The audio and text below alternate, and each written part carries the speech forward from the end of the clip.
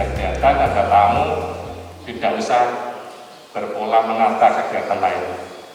Hingga jelas, kalau tamu teko ya disuguhi tamu ini mulai cek pas, wis ono anggarane.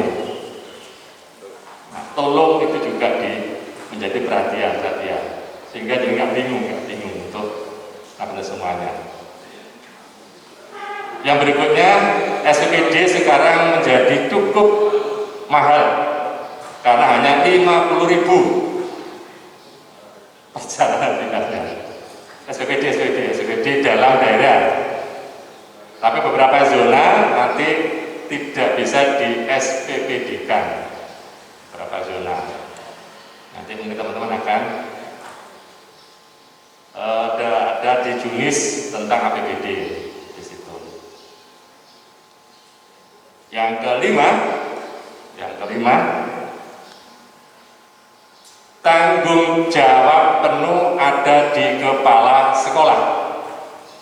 Turun. Jangan menggunakan SPPD ketika tidak ada surat dari dinas atau merekayasa surat dari dinas. Ayo nrimo opo anane. Kita sudah berikan Allah rezeki, tekok gaji pokok maupun gaji TPD, wis cukup. Yang ketujuh,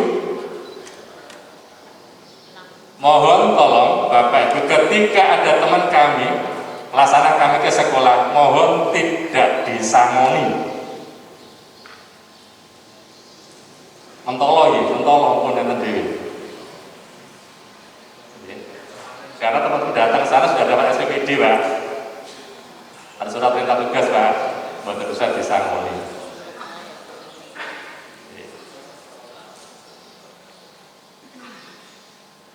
Yang kedelapan, kerjasama antara bendahara,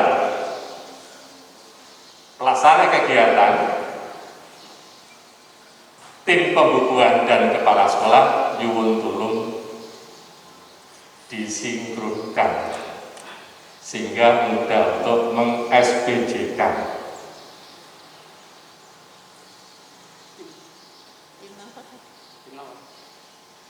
Mudah untuk karena ada sinkronisasi pembagian tugas masing-masing.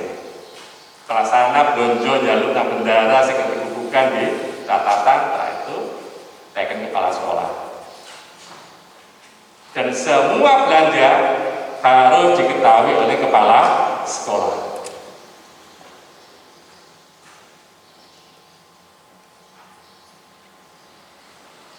Karena kerja bos di lembaga adalah satuan dengan kepala sekolah. Yang terakhir, mari Bintek nanti ini diikuti dengan sebaik-baiknya. Apabila ada hal yang perlu dipertanyakan, tulung dipertanyakan kepada tim bos Kabupaten Jombang dari Bu Ana nanti. Kata kuncinya komitmen dan kekompakan dalam mengelola pendidikan menjadi hal penting.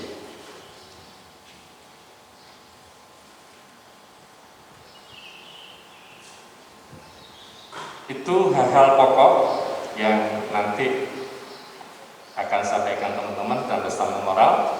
Nanti Pak Kadis juga akan hadir pada kesempatan hari ini, masih ada rapat di Pendopo Kabupaten Jombang.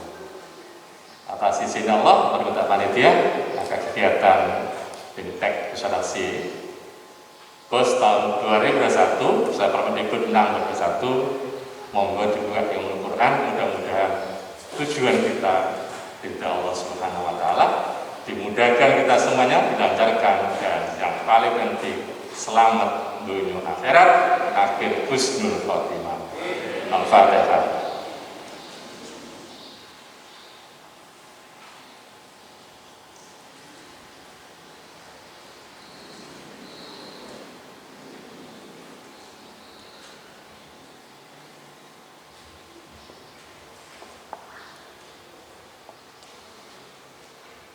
Sebelum kita akhiri, informasi mungkin panjenengan sudah di-share oleh MKKS terkait persiapan tentang pembelajaran tatap muka di bulan April.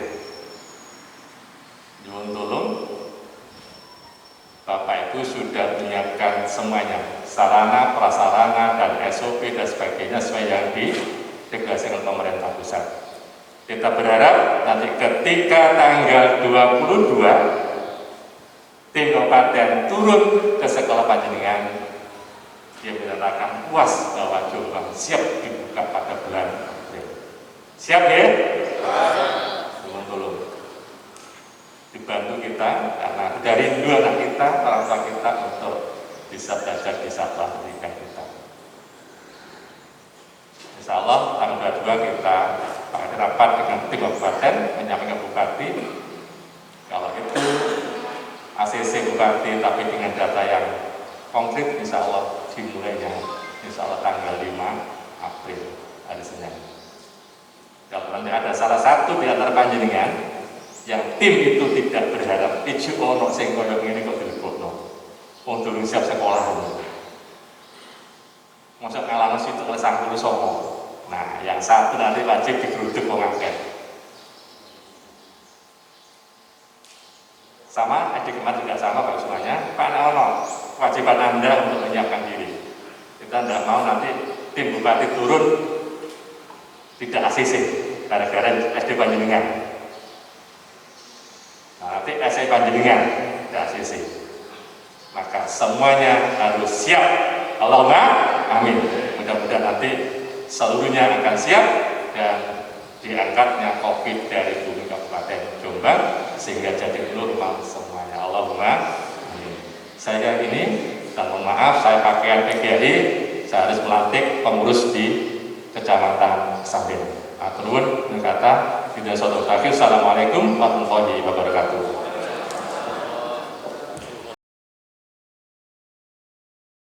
Ukur dengan apa? Jadi ada rumus mengukurnya. Misal kalau kepala sekolah jumlah sarana prasarana yang direhabilitasi, misalnya rata-rata nilai ujian sekolah, misalnya itu diperjanjikan target panjenengan berapa, capaiannya tahun depan ini di akhir tahun diukur capaiannya berapa. Itu kalau kita di dinas diukur, pengaruhnya apa? Pengaruhnya ke TPP. Saat kita tidak mencapai indikator kinerja kita, maka TPP akan berkurang sesuai ketercapaian indikator. Targetnya 100%. Misal saya targetnya sosialisasi BOS, jumlah peserta sosialisasi BOS targetnya misal 1000 orang. Maka jika saya tidak mengundang panjenengan, tidak saya laksanakan, maka kan target capaian saya 0. Nah, itu tidak akan menerima TPP.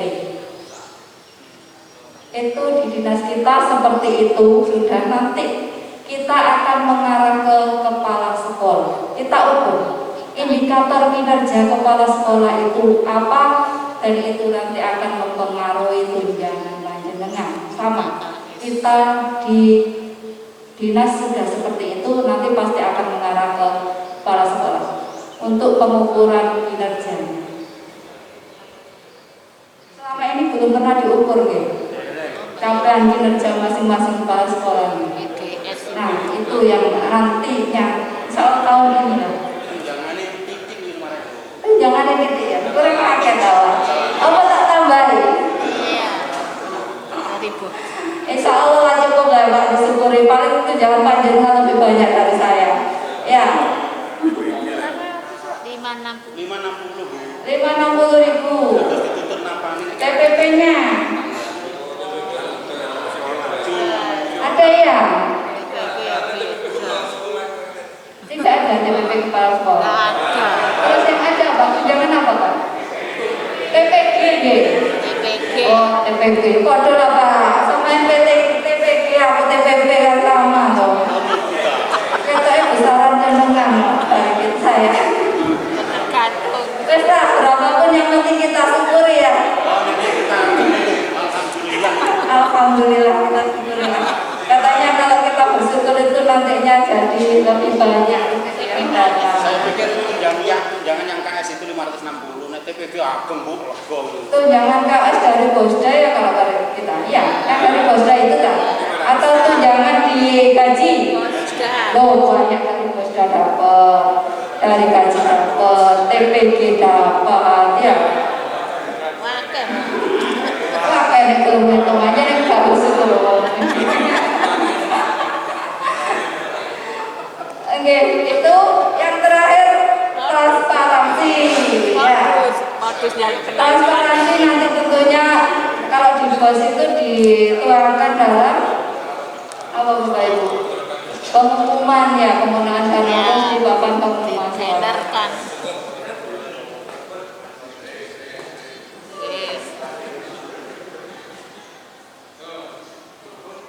Tujuan BOS ini sudah tahu untuk Bapak Kepala Sekolah SMP untuk biaya operasional sekolah dan meningkatkan mutu pembelajaran. Membantu. Syarat penerima dana BOS. Ini Bapak Ibu yang baru. Jadi yang kemarin aturan NUPTK itu Bapak Ibu kembali lagi. Tapi bedanya hampir sama sih dengan tahun kemarin. Kalau NUPTK tahun kemarin kan sebelum ada COVID wajib NUPTK, ya kan? Oh ini yang masih siswa dulu. Syarat penerima dana yaitu mengisi dan melakukan pemutakhiran dapodik. Karena apa? Data siswa yang diambil adalah data yang ber-NISN, sekolah yang ber-NPSN, dan untuk sekolah swasta harus memiliki izin operasional. Memiliki jumlah peserta didik paling sedikit 60 peserta didik dalam 3 tahun terakhir ini masih berlaku. Ada yang siswanya kurang dari 60? Ada enggak? Yang negeri? Tidak ada ya? Aman berarti. Sekolah yang berada di daerah kecuali, tapi ini dikecualikan. Jadi 60 dikecualikan sekolah SLB, SDLB, sekolah yang berada di daerah khusus yang ditetapkan oleh kementerian. Ini tadi yang saya sebutkan, ya. Daerah khusus yang ditetapkan oleh kementerian itu ternyata kementerian menentukannya dari titik koordinat sekolah. Mau dicekin nanti, mungkin ada kebijakan lain yang berfungsi dari situ. Jangan nek salah ngentri titik koordinat nanti berpengaruh.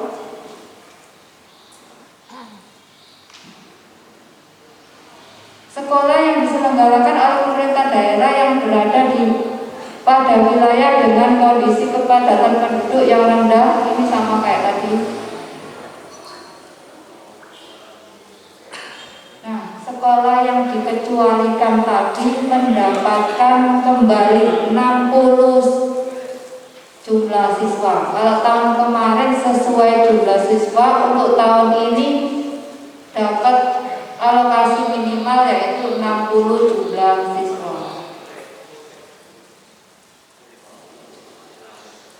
Terkait cut-off, ini untuk Bapak Kepala Sekolah yang baru, mungkin bendahara yang baru. Cut-off itu apa? Cut-off itu saat kementerian mengambil data jumlah siswa panjenengan dari data dapodik yang digunakan untuk menentukan jumlah siswa yang akan diberikan dana BOS. Kapan ini dilakukan? Cut-off dilakukan tanggal 31 Agustus setiap tahunnya. Jadi hanya 1 kali pengambilan data siswa. Saat data siswa panjenengan berkurang karena kesalahan entry, NISN dan lain-lain, maka penderitaan itu akan berlangsung selama 1 tahun. Karena cut-off-nya hanya per 31 Agustus. Saat sudah muncul SK Kemdikbud, maka itulah yang harus diterima. Antisipasinya bagaimana? Antisipasinya pasti kita ada pre-cut off. Sebulan sebelum cut off kita akan ngobrak-ngobrak panjenengan untuk memperhatikan entrian data siswa di Dapodik biar gak ada yang lolos, biar menerima jumlah siswa seperti realnya. Karena kasus 2 tahun yang lalu Jombang ini ada yang lolos 900 siswa hilang. Total seluruh kabupaten Jombang yang menerima tidak sesuai jumlah siswa itu ada 900 siswa yang hilang.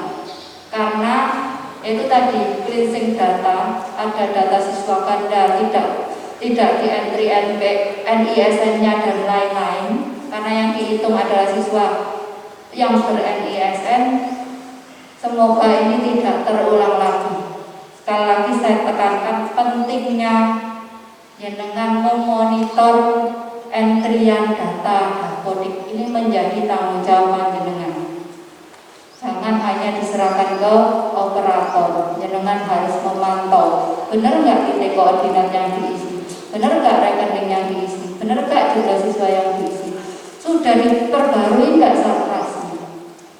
Kemarin yang viral itu ada sekolah yang mengupload sekolahnya rusak berat, tidak tersentuh pembangunan dari dinas. Setelah saya cek kenapa, Dapodik sarprasnya loh diisi tuh. Bagaimanapun kita mengusulkan ke kementerian saat Dapodik sarpras tidak terisi, ya nggak mungkin dong. Ya, kementerian lihatnya itu tidak, mereka percaya di datanya sendiri. Data Dapodik tidak percaya dari kita. Itu karena kesalahannya sendiri, tidak mengentri data Dapodik. Saya sudah mengusulkan berkali-kali.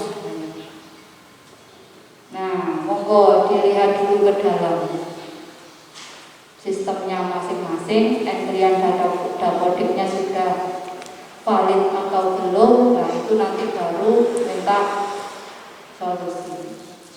Setelah kesalahan entry tadi titik koordinat ke dinas, gimana solusinya dinas? Susah saya juga kok. Ya, kita nggak punya solusi selain kalau dari APBD kan sudah bosda ya, tidak mungkin minta lagi untuk penambahan anggaran di sekolah.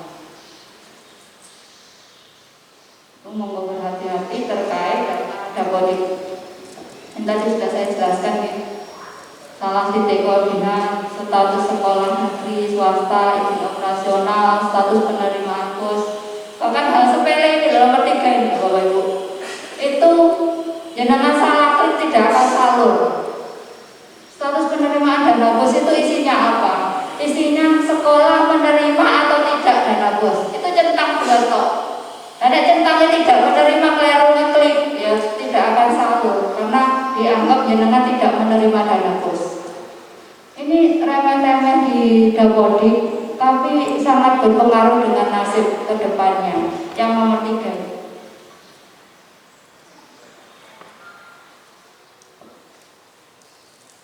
Yang nomor 3 ini, status penerimaan dana bos. Ini hanya 2 pilihan, terima tidak. Kalau tidak menerima, salah klik tidak menerima, enggak terima teman-teman. Ya, hati-hati. Untuk isian Dapodik diperhatikan benar-benar. Rekening salah spasi, salah huruf, harusnya angka diisi angka Romawi itu pun tidak salur. Tahun ini 6 sekolah.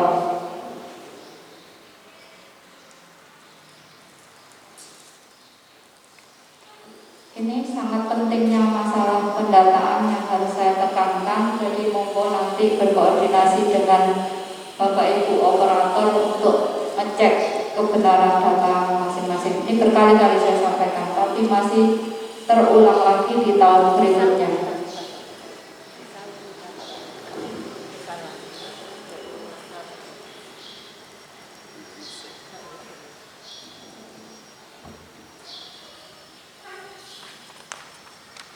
Besaran dana bos Ini progres dari tahun ke tahun. Merasa nggak kalau bosnya naik? Terus. Bapak Ibu? Kroso. Gak kerasa. Mantep ya kroso. Aku langsung gak terima kerasa. Ya, dari tahun 2019 SMP 1 juta, mulai dari 1 juta. Tahun kemarin naik lagi 1.100.000. Tahun ini naik lagi, Bapak Ibu. Naiknya tapi tidak sebesar tahun kemarin. Naiknya 1.180.000. Alhamdulillah. Alhamdulillah. Sampun salah semua. SMP sudah nggih. Alhamdulillah. Kadang sekolah-sekolah itu ya aneh. Nek pas durung salur tahu kok nang kantor barang. Bu kapan dana bos cair? Bu kapan dana bos cair? Nek cair kok ono sing lapor siji satu pun. Bu sudah cair. Lah saya gak ngecek ya Kak. Ya, yang punya rekening panjenengan. Nggih, mangke kula tak lapor, Bu. Lapor nggih, Bu, tahap 2 sampun cair. Saya kan alhamdulillah, itu seneng ya Bapak Ibu. AS ya Bu lapor. Nggih, WA Pak, Bu sudah cair. Saya gak bertanya-tanya Bapak Ibu. Iki sekolah cair kok baru Mbak Weni. Nah, gitu nggih. Alhamdulillah cair nggih. Melting. Kapan dikabari nek udah senenge. Lah, kan kalau seneng ya loh.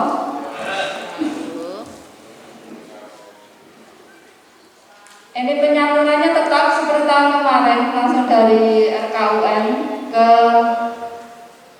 sekolah. Kenapa ini cut off itu sangat berpengaruh ya? Karena kan Kementerian saat cut off sudah menentukan SK Kemendikbud penyaluran sekian. Itu nanti dasar BPK memeriksa jumlah anggaran dana. Nah, saat ada sekolah yang ternyata salah entry siswa dan lain-lain kan nggak mungkin kementerian merubah SK hanya karena 1-2 sekolah itu. Makanya mau nggak mau harus menerima sesuai jumlah siswa dan kita harus meminimalisir kesalahan sebelum cut off. Ini tahapan penyaluran, bedanya di laporan Bapak Ibu. Jangan dikasih waktu lebih lama. Cuma jangan malas-malas, ya dilaporkanlah kalau sudah segera. Yang pertama tahap 1, cairnya kapan?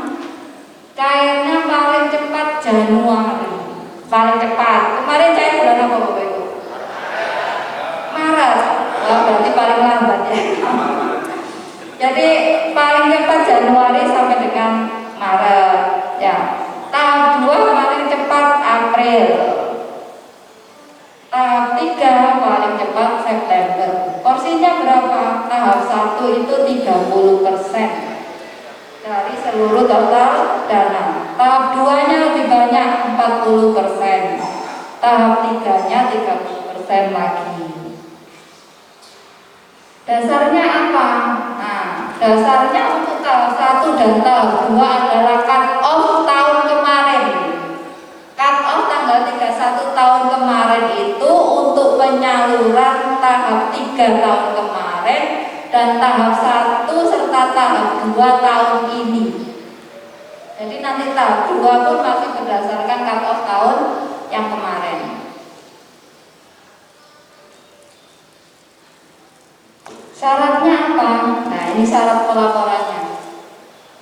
Jadi kemarin hasil Zoom meeting dengan Pak Menteri Sosialisasi Bos dan DAK itu yang dulu sekolah tidak pernah lapor, yang hanya satu Indonesia itu paling lapor 19%, paling banyak yang lapor. Tahun ini hampir 90% sudah lapor. Kenapa? Ya karena ini dari syarat penyaluran. Yang nggak lapor ya beneran nggak salur. Tapi diperlama. Kalau kemarin tahap 1, tahap 2 untuk dasar penyaluran tahap 1, sekarang tidak lagi seperti itu. Karena banyak komplain dari daerah-daerah yang pinggiran, kan akses internetnya sulit. Jadi dia harus ke kota dulu untuk upload laporan bos, makanya diperlama. Laporan syarat untuk cair tahap 1 adalah laporan tahap 2 tahun yang lalu.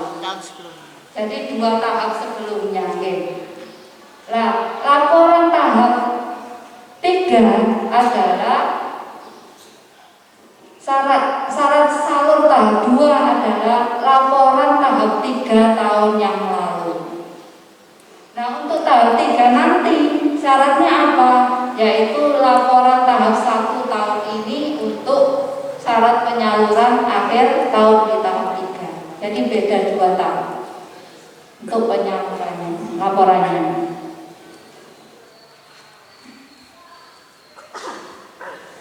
Nah, ini yang penting untuk penerimaan hampir sama dengan tahun yang kemarin, sama persis. Cuma bedanya ada di honor. Jadi penggunaannya yang pertama untuk penerimaan peserta didik baru, nanti ada pointer-pointernya Bapak Ibu, bisa dibaca di juknis. Jenengan sudah punya juknis semua ya? Sampun baca, pertanyaan yang kedua. Sampun dibaca? Oh, insya Allah kalau kepala sekolah SMP pasti sudah membaca juknis course. Sampun ya? Oh, oke. Berarti sudah tahu ya? Saya di sini loh belum dapat sosialisasi dari pusat, tapi mau nggak mau saya kan ada kewajiban untuk mensosialisasikan sesuai perintah juknis. Dinas wajib mensosialisasikan juknis bos kepada sekolah. Jadi tetap saya laksanakan, tidak menunggu sosialisasi dari pusat. Tapi nanti kalau ada informasi dari pusat terkait juknis bos akan saya share ke panjenengan semua. Penggunaannya sama dengan tahun yang kemarin. Yang pertama penerimaan peserta didik baru. Jadi oborampene penerimaan itu boleh. Oke.